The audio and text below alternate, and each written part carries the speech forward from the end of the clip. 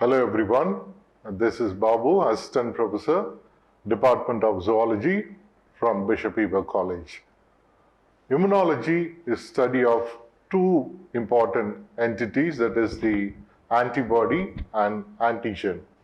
So to detect this antigen and antibody, there were various methods that were developed.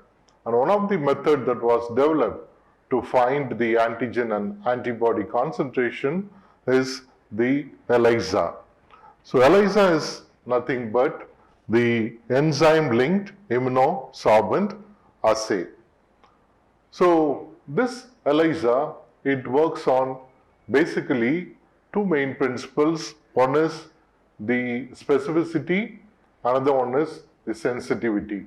That is, every antibody has a specificity towards a particular antigen.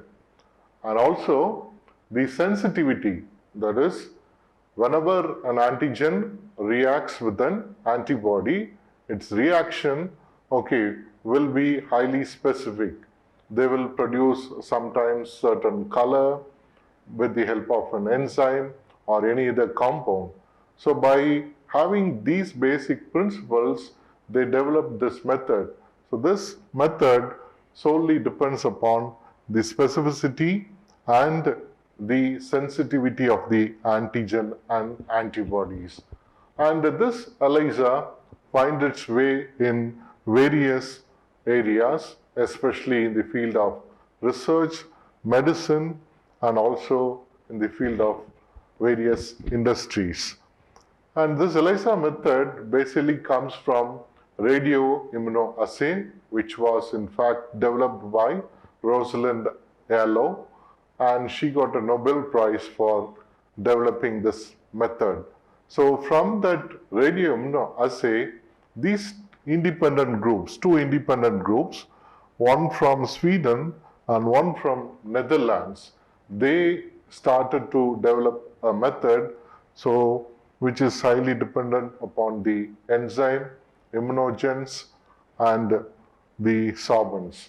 So what is the method that they have developed is this ELISA method, and who are the persons? Peter Perlman and Eva Engvall from Sweden, and Anton Skurs and Blake van Wiedem. Anton Skurs and Blok van Wiedem from Netherlands, they independently developed this ELISA method. Right, coming to the principle, as I said, the antigen interacts with the specific antibody, and this antibody-antigen reaction has to develop certain color. So what they have done is they have added some substrate as well as some of the enzyme. So when they added both these, they started to develop certain colors through which we can identify the intensity of the reaction between the specific antigen and antibodies. So basically, ELISA can be measured either by colorimetric method or fluorescence method or the luminescence method. So by these three ways, we can find out how far an antigen has reacted with the antibody with the help of the enzyme.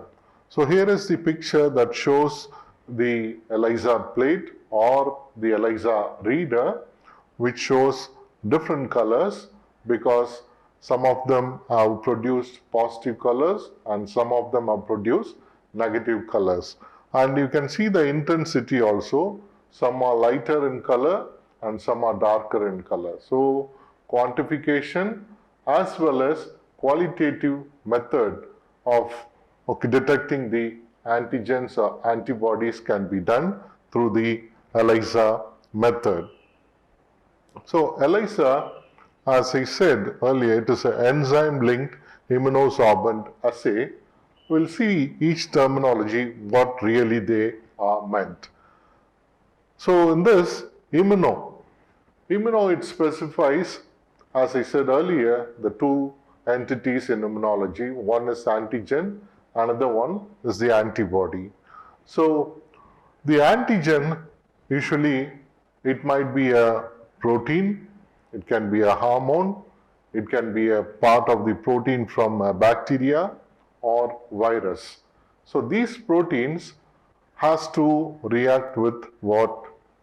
To the antibodies.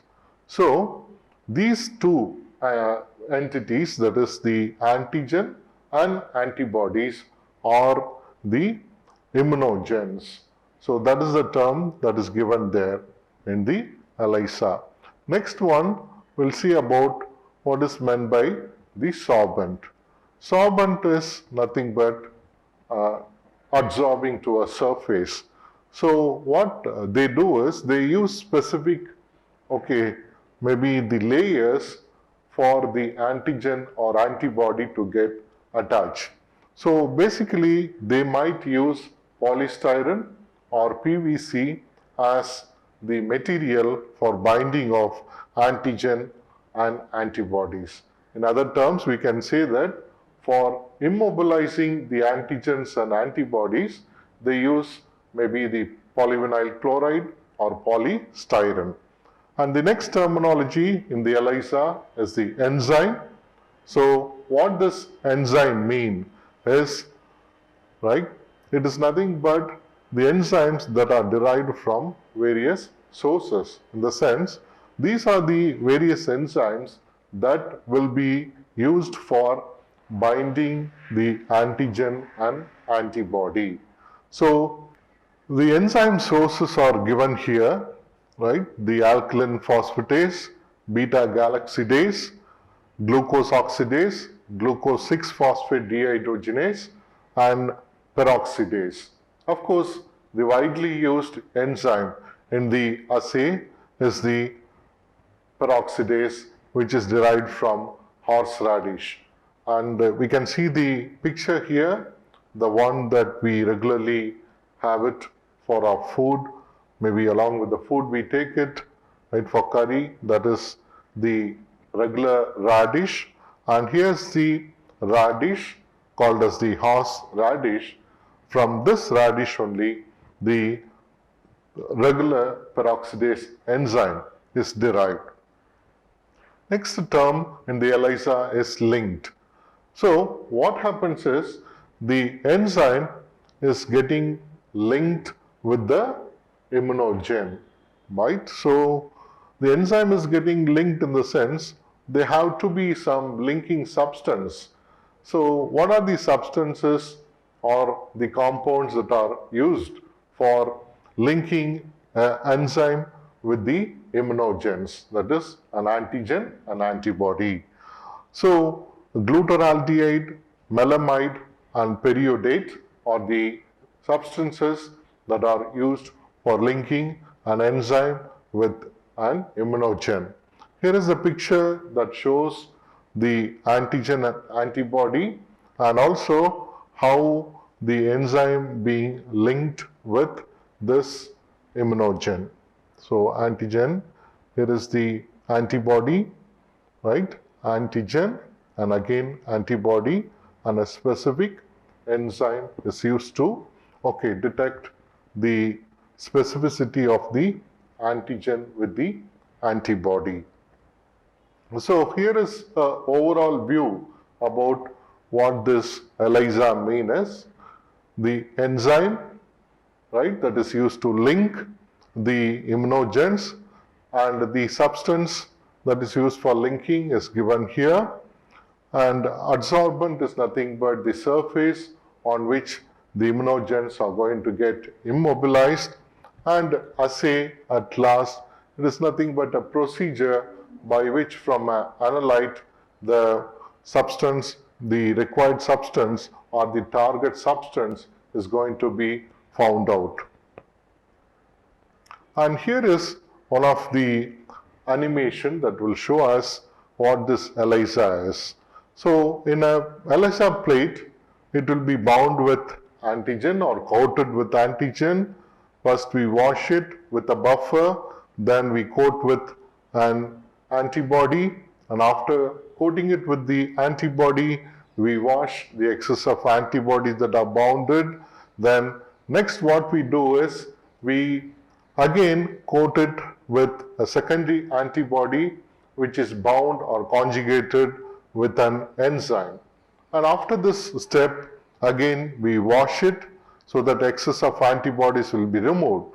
And what we do is we add a substrate substance. So as we add the substrate substance, what happens is they emit some kind of fluorescence or color change can be detected. So when color change is there, we can say that it is positive to some, for example, HIV antigen can be detected by using the ELISA. Suppose the particular antigen is present, then it will give a signal here, right? The color will be changed. So as a result, we can say that the given sample contains the, or else the given sample is positive for HIV. So, as I said earlier, it finds a wide application. What are the fields that it finds? Means mainly in the medical diagnostics, then food safety, research, and pharma industry. All these are the various areas where ELISA is applied. Even earlier, before maybe 3 years, we had this COVID. So in the 2019 or 2020, the first method that was used for detecting the COVID virus was the ELISA. And in the food safety method, it is used to find out the allergens and also the toxins that are present in the food. The next one, in the research, we use it to find out a specific protein or certain cells like the cytokines or some specific antibodies in the given sample. And in the pharma industry, to find out some markers, especially cancer markers, or for drug testing, we use this ELISA, right? So, ELISA finds a wide application in the field of medicine, research, as well as in industry. We'll meet again in some other topic. Until that, it's bye from. We'll meet in this some other topic later. Until that, see you. Thank you.